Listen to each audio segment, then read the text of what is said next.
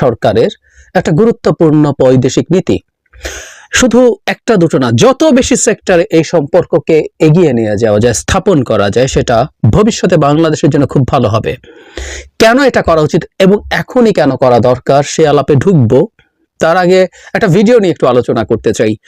এই ভিডিওটা ফার্স্ট পোস্টের পালকি শর্মা, মানে আমরা বাংলাদেশ ইস্যুতে সবচেয়ে বেশি ভাইব্রেন্ট যে কয়েকজন আছে যারা প্রত্যেকটা খুঁটিনাটি ইস্যু নিয়ে বাংলাদেশ সম্পর্কে রেসপন্ড করেন, তার মধ্যে পালকি শর্মা আছেন, আমরা তাকে চিনি। এই ভিডিওটা শুরু উনি যেটা দিয়ে করেছেন, ভিডিওটা একটু দেখে নেবেন। এই ভিডিওটা উনি শুরু করেছেন এটা বলে যে ব্রেকআপ সবসময় পেইনফুল, কিন্তু তার চাইতে অনেক বেশি কষ্টকর হচ্ছে যখন আপনার এক্স, আপনার শত্রুর সাথে তাকে দেখা যায়, তার সাথে সম্পর্ক হয়েছে মনে হয়। এটা তুলনা করেছেন বাংলাদেশের সাথে ভারতের ব্রেকআপ, এবং ভারত যখন দেখছে বাংলাদেশ মানে তার এক্স সম্পর্ক করছে শেহবাজ শরীফ পাকিস্তানের প্রাইম মিনিস্টারের সাথে, এবং তাদের হাগের দৃশ্য দেখানো হয়। D8 সম্মেলনে আমরা জানি জনাব শেহবাজ শরীফ এবং আমাদের প্রধান উপদেষ্টা ডক্টর ইউনূসের মিটিং হয়েছে, নানান রকম আলোচনা এসছে, মুক্তিযুদ্ধের এজেন্ডা এসছে, সেটাও যেভাবে বলেছেন সেটা ভারতের এবং পালকির পছন্দ হয়নি, সেটা নিয়েও তীব্র সমালোচনা আছে, সেগুলো করেছেন। এবং দুই পক্ষের যে সহযোগিতা বৃদ্ধির আলাপ আছে সেটা নিয়ে কটাক্ষ আছে, বিশেষ করে সার্কের কথা ওখানে আবার আনা হয়েছে, বাংলাদেশ চায়, পাকিস্তানও এটার সাথে আছে, ইত্যাদি ইত্যাদি। এর সাথে আবার সেই যুক্ত করা পাকিস্তান থেকে বাংলাদেশে পণ্য আসা, এবং জাহাজে আগে ম্যানুয়ালি চেক করা হতো, এইসব সিকিউরিটি, সো-কল্ড সিকিউরিটি চেক বাদ দেওয়া হয়েছে, ভিসা সহজ করা হয়েছে, পাকিস্তান ও বাংলাদেশের ভিসা সহজ করছে। তাদের আর দুঃখের শেষ নেই। মানে হালকা ঢঙে যদি বলে রাখি, ভারতকে এভাবে জ্বলতে দেখার জন্য হলেও পাকিস্তানের সাথে অসাধারণ একটা সম্পর্ক তৈরি করা দরকার। মানে পালকির কথা শুনে বাংলাদেশে জাফর ইকবাল যেভাবে কথা বলতেন, এই যে আমি এতবার পাকিস্তান বললাম, এতবার বললে কতবার দাঁত ব্রাশ করতে হতো তার ভাষ্য মতে। যাই হোক, কাজের কথায় আসি একটু, যেটা খুব সিরিয়াস।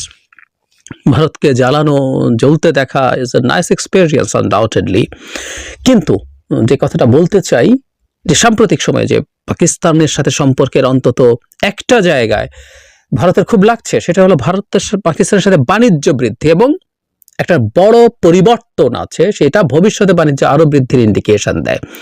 আগে যেটা হতো, পাকিস্তান থেকে পণ্য আমরা ইম্পোর্ট করেছি, কিন্তু সেটা অন্য একটা দেশ হয়ে আসতে হতো। এখন যেটা হচ্ছে, এবার দ্বিতীয় জাহাজটা আসলো, এর আগে প্রথম একটা জাহাজ এসেছিল, দ্বিতীয় জাহাজটা পাকিস্তান থেকে সরাসরি বাংলাদেশে ভিড়েছে, এবং ওই যে বললাম ম্যানুয়াল লেয়ার চেক করার অপশনটা নেই, ফলে পাকিস্তান থেকে পণ্য আমদানি সহজ করা হয়েছে। আমরা প্রায় শুনি না tariff and non tariff barrier, এটা একটা নন ট্যারিফ ব্যারিয়ার। আপনি এমন একটা পরিস্থিতি পাকিস্তান থেকে পণ্য আমদানিতে তৈরি করছেন যাতে আমদানিকারকরা আমাদের দেশের এবং পাকিস্তানের রপ্তানিকারকরা উৎসাহিত না হন, তারা নিরুৎসাহিত হন। এই নন ট্যারিফ ব্যারিয়ারটা যদি উঠে যায়, এই বাণিজ্য বাড়বে। আমরা নতুন যে জাহাজটা এসছে সেই জাহাজটা নিয়ে একটু যদি বলি, আগের জাহাজটা সম্পর্কে বলা হয়েছে, এই জাহাজটাই আগে একবার এসেছিল সংযুক্ত আরব আমিরাত হয়ে, প্রথমে পাকিস্তান এবং পরে 370টি US কন্টেইনার নিয়ে 11 নভেম্বর প্রথমবারের মতো চট্টগ্রাম বন্দরে পৌঁছে। সে সময় জাহাজটির বিভিন্ন কন্টেইনারে সোডা অ্যাশ, ডলোমাইট, চুনাপাথর, ম্যাগনেসিয়াম, ভাঙা কাঁচ, কাঁচামাল ইত্যাদি ইত্যাদির কথা বলছে। 12 নভেম্বর জাহাজটি চট্টগ্রাম ত্যাগ করে। ওই সময় তা নিয়ে সামাজিক মাধ্যমে বেশ শোরগোল পড়ে গিয়েছিল। ফের সেই জাহাজ করাচি থেকে চট্টগ্রামে এসেছে দ্বিগুণেরও বেশি পণ্য নিয়ে, যদিও এর আগে পাকিস্তান থেকে চট্টগ্রামে পণ্য আনা নেওয়া হতো তৃতীয় কোনো বন্দরের মাধ্যমে। মানে দ্বিগুণের বেশি পণ্য নিয়ে আসা হয়েছে, এবং একটা তালিকা আছে কি কি আছে, অপরিশোধিত চিনি আছে, এবং শিল্পে ব্যবহারযোগ্য বেশ কিছু কেমিক্যালস আছে, এগুলো ওখান থেকে ইম্পোর্ট করা হয়েছে। অবশ্যই অস্ত্র না। প্রথমবার জাহাজ আসার পর রীতিমতো বাংলাদেশে জাহাজ ভর্তি করে, 10 টাকার না, এবার জাহাজ ভর্তি করে অস্ত্র পাকিস্তান থেকে আনা হচ্ছে।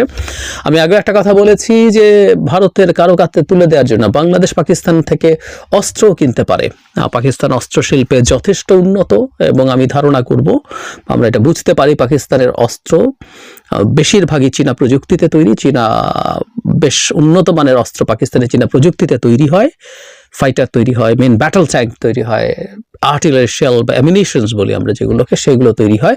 আমরা পাকিস্তান থেকে প্রচুর এগুলো কিনতে পারি, কেনা উচিত হবে যদি আমরা বেটার দামে এবং ভালো মানের পাই।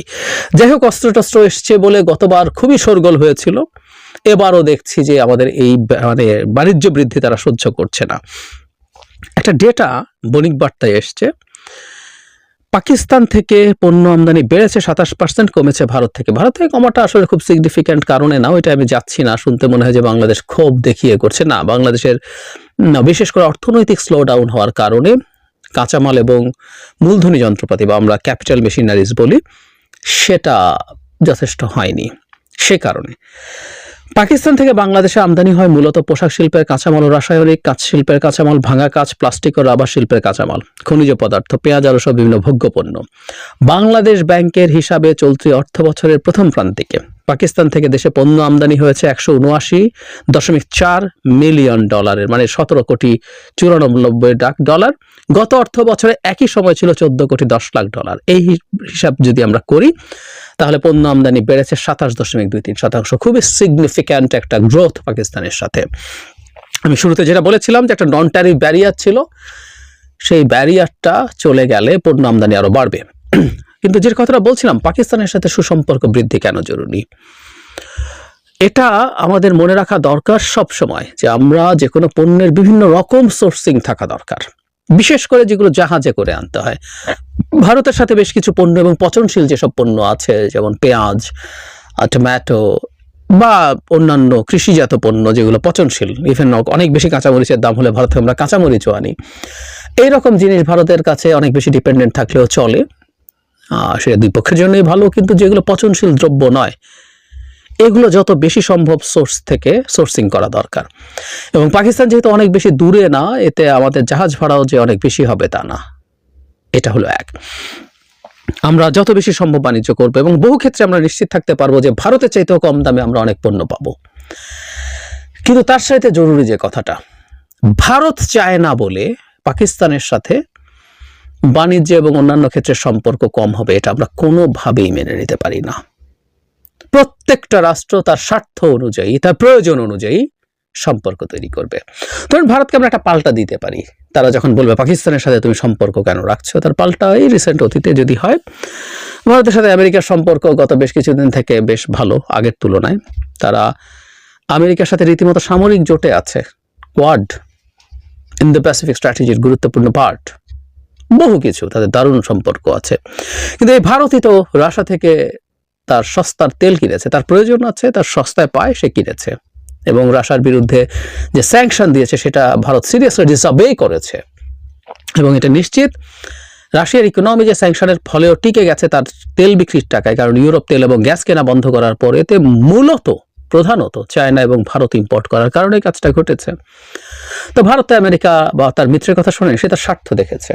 তার আমি মনে করি যে ভারতের আসলে রাশিয়ার সাথে সম্পর্ক নষ্ট করার সুযোগ ছিল না, কারণ তার মিলিটারি হার্ডওয়্যার প্রায় পুরোটাই রাশিয়ার উপরে নির্ভরশীল, সুতরাং তার জন্য এটা ইম্পসিবল ছিল। সো সে তার স্বার্থের হিসাব করেছে। ঠিক একইভাবে ভারতের সাথে আমাদের সম্পর্ক এই যুদ্ধংদেহী থাকা উচিত আমি মনে করি না, বহুবার বলেছি। তাদের সাথে আমাদের একটা ওয়ার্কিং রিলেশনশিপ এবং একটা সুসম্পর্কই তৈরি হোক, দ্যাটস ফাইন, যদি সেটা আমাদের আত্মমর্যাদা নিশ্চিত করার মাধ্যমে হয়। একই সাথে আমরা পাকিস্তানের সাথে সম্পর্ক রাখবো, যেখানে যেখানে আমাদের প্রয়োজন সে সম্পর্ক থাকবে। ভারতের সাথে পাকিস্তানের কোথায় মারামারি, কোথায় খুনোখুনি, তাদের পরস্পরের মধ্যে কি শত্রুতা আছে, সেটা আমাদের দেখার বিষয় না। এই ব্যাপারটা ভারতকে মানতে হবে, বুঝতে হবে। পাকিস্তানের সাথে আমাদের যুদ্ধ হয়েছে, আমরা তার কাছ থেকে বিচ্ছিন্ন হয়েছি, তাতে কি আসলো গেল? তার উদাহরণ পৃথিবীতে আছে, এরকম যুদ্ধ করেছে, এক দেশ থেকে ভাগ হয়ে আরেক দেশ হয়েছে, তারপর প্রচুর সুসম্পর্ক তৈরি হয়েছে, সুসম্পর্ক আছে। ব্রিটেনের সাথে যুদ্ধ করে আমেরিকা স্বাধীন হয়েছে, তার কলোনি ছিল, তাদের মধ্যে কি শত্রুতা? আমেরিকার 1 নাম্বার এলায় যদি বলা হয়, নাম বলতে গেলে 2-3 মধ্যে, মানে 1 নাম্বার না হলে 2-3 যদি হিসাব করি দেখা যাবে ব্রিটেন আসবে। হয় এগুলো খুব অস্বাভাবিক, এগুলো প্রচুর প্রচুর উদাহরণ আছে। এরকম দুটো দেশ যুদ্ধ করেছে, একজন একজনকে শেষ করে ফেলতে চেয়েছে, কিন্তু পরে তাদের মধ্যে দুর্দান্ত সম্পর্ক তৈরি হয়েছে, হতে পারে, এবং এটা মেনে নিতে হবে, এটাই পররাষ্ট্রনীতি। সুতরাং এই সরকারকে এই কাজটা এই কারণে করতে হবে এবং ভবিষ্যতেও করতে হবে। ভারতকে, আমি বহুবার বলেছি, ভারতকে বাংলাদেশের সাথে তার সম্পর্ককে রিঅ্যালাইন করতে হবে। তার একটা গুরুত্বপূর্ণ পার্ট হচ্ছে ভারতের অপছন্দের যেসব দেশ আছে, বিশেষত পাকিস্তান, চায়না তো বটেই, তার সাথেও আমরা সম্পর্ক আমাদের স্বার্থ অনুযায়ী করব। আমাদের আমদানি রপ্তানি থেকে শুরু করে আর যেখানে যেখানে আমাদের কোঅপারেশন দরকার আমরা সেগুলো করব। ভারতকে নতুনভাবে বাংলাদেশের সাথে যখন সম্পর্ক সে আনবে, ঠিক করবে, রিয়ালাইন করবে, তাকে এই বাস্তবতা মেনে নিতে হবে। স্বাধীনতা যুদ্ধের সময় পাকিস্তানের যে বর্বরতা, নির্মমতা আছে, সেগুলোর জন্য আমিও মনে করি পাকিস্তানকে কখনো কখনো তাদেরকে কোনো কোনো নেতা করেছেন, কিন্তু আরো ফর্মালি সেগুলো রিজলভ করা দরকার। এটা ডক্টর ইউনূস শাহবাজ শরীফকে বলেছেন, সেটাও করবে, কিন্তু একই সাথে আমাদের সম্পর্কটাও চলবে।